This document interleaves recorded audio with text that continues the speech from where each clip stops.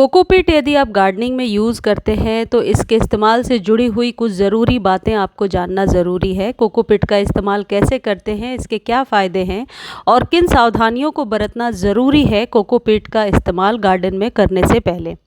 ये जो कोकोपीट आपको दिख रहा है ये बहुत आसानी से ऑनलाइन भी मिल जाता है और नर्सरी पर भी मिल जाता है। गार्डनिंग में इसके इस्तेमाल के बहुत सारे फ़ायदे हैं। ये 5 केजी का कोकोपीट है।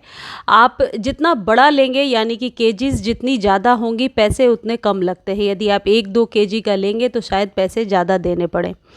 कोकोपीट का इस्तेमाल गार्डनिंग में क्यों करना चाहिए, इसके क्या फ़ायदे हैं, ये भी जानना ज़रूरी है। कोकोपीट मिट्टी की जल को होल्ड करने की यानी कि जो मॉइस्चर कैपेसिटी है उसको बढ़ा देता है। पौधों में पोषक तत्वों का अच्छा स्टोरेज बनाकर रखता है। पहले मैं क्लियर कर दूं, ये कोई खाद नहीं है, इसे खाद के रूप में इस्तेमाल नहीं करना है, लेकिन ये एक एडिशनल बेनिफिट देता है आपके पॉटिंग सॉइल में। यानी कि जो भी आप पॉटिंग सॉइल बनाते हैं उसमें इसके मिलाने से फंगस लगने की समस्या भी कम हो जाती है। कोकोपीट मिलाकर जब आप पॉटिंग सॉइल तैयार करते हैं तो जड़ों तक हवा का जो दबाव होता है, जो ऑक्सीजन होता है, बहुत आसानी से पहुंचता है, क्योंकि मिट्टी कभी भी जमती नहीं है। मिट्टी हमेशा भुरभुरी रहती है और ऐसा आपने देखा भी होगा ज़रूर। जो कोकोपीट के साथ मिलाई हुई पॉटिंग सॉइल होती है उसकी मिट्टी कभी भी सख्त नहीं होती, जमती नहीं है। अब इसके इस्तेमाल के और भी बहुत सारे फ़ायदे हैं जो वीडियो में आगे अभी आपको बताऊंगी। अब आपको करना क्या है, जो भी कोकोपीट का ब्रीक आप लेकर के आए हैं उसे आप एक टब में रखेंगे और टब में रखने के बाद ऊपर से पानी से भर देंगे।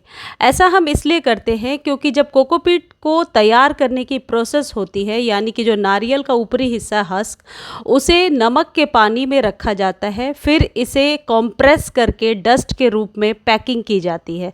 तो नमक का हिस्सा इसमें ज़रूर मिला होता है, इसलिए कभी भी डायरेक्टली कोकोपीट का इस्तेमाल नहीं करना चाहिए, अदरवाइज़ आपके पौधे बहुत जल्दी ख़राब हो जाएंगे। हमेशा इस प्रोसेस को अपनाएं। जो भी आप कोकोपीट लेकर के आ रहे हैं उसे पहले आप पानी में भर करके रखेंगे। इस 10 से 15 मिनट में आप देखेंगे ये बहुत अच्छे से फूल गया है पानी में। 10 से 15 मिनट तक आप ऐसे ही छोड़ देंगे और फिर मैं आगे बताती हूँ कि आपको करना क्या है। अब यदि आप कोई भी पॉटिंग सॉइल तैयार कर रहे हैं तो उसमें 20-30% ही कोकोपीट का इस्तेमाल करना चाहिए। ये बात आप हमेशा के लिए याद रखें कि यदि कोई भी सॉइल मीडिया आप रेडी कर रहे हैं, चाहे वह इंडोर गार्डन के लिए हो या आउटडोर गार्डन के लिए, लेकिन हमेशा 20-30% से ज़्यादा कोकोपीट नहीं डालना है। यदि प्योर कोकोपीट में ही आप किसी पौधे को लगा देते हैं या सीडलिंग लगाते हैं तो सीडलिंग तो अच्छे से ग्रो हो जाती है, लेकिन यदि किसी पौधे को आप लगाते हैं तो पौधा न्यूट्रिएंट डिफिशिएंसी का शिकार हो जाएगा, क्योंकि इसमें जो कोकोपीट है इसमें कोई फर्टिलाइज़र नहीं है। जैसा कि मैंने अभी पहले बताया, ये सिर्फ एक एडिशनल बेनिफिट देता है आपके पौधे को स्वस्थ रखने में, लेकिन ये उतना ही ज़रूरी है गार्डनिंग में। उसके साथ आप ये बात भी याद रखें कि यदि कोकोपीट का आप इस्तेमाल कर रहे हैं तो जिस भी गमले में आपने डाला है हमेशा पानी चेक करके ही डालेंगे, क्योंकि इसमें मॉइस्चर को होल्ड करने की कैपेसिटी होती है। देखिए ये 5 केजी का जो था ये कितना ज़्यादा बन गया है। इसलिए मैंने आपको बोला था कि कॉम्प्रेस करके इसे बनाया जाता है और जब आप इसे पानी में डालेंगे भिगोने के बाद ये अपना लेने लगता है जगह और बहुत ही ज़्यादा फूलता है। पानी में अच्छे से पोर होना ज़रूरी है। जैसे मैंने एक बार पानी डाल दिया फिर इसने सोख लिया तो वापस से मैंने पानी डाला है, जिससे ये धीरे धीरे एब्जॉर्ब कर रहा है। जब ये बिल्कुल अच्छे तरीके से एब्जॉर्ब हो जाएगा तो इसे हम छान कर निकालेंगे और फिर धूप में सुखा करके स्टोर करके रखेंगे। ये ज़्यादा है और मुझे, क्योंकि मेरे पास गमले ज़्यादा हैं और सभी को पॉटिंग सॉइल देने की ज़रूरत है, अभी बनाना है मुझे, क्योंकि बालकनी में मैं गार्डनिंग करती हूँ और इससे मिट्टी हल्की रहती है, तो इसलिए पॉटिंग सॉइल में इसका इस्तेमाल मैं ज़रूर करती हूँ।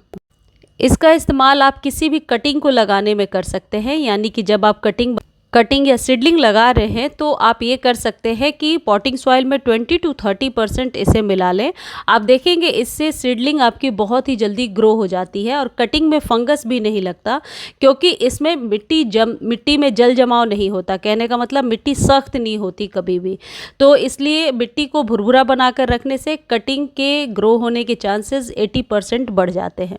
अब आपको इस तरीके से इसे छान करके निकाल लेना है। ये जो वेस्ट पानी बच जाएगा इसे फेंक देना है, इस पानी को यूज़ नहीं करना है।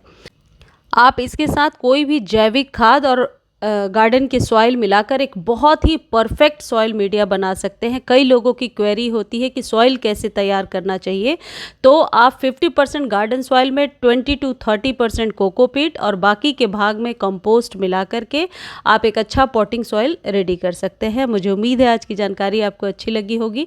जानकारी अच्छी लगती है तो चैनल को लाइक शेयर सब्सक्राइब कीजिए, और इससे रिलेटेड कोई भी क्वेरी है तो आप कॉमेंट सेक्शन में लिख दीजिए। मैं जितनी जल्दी हो सकता है आंसर देने की कोशिश करूँगी। और आप देख सकते हैं किस तरीके से 2 बकेट भर के ये कोकोपीट अभी रेडी हो गया है, जिसे मैं एक अच्छा पॉटिंग सॉइल बना करके अपने सभी गमलों को देने वाली हूँ।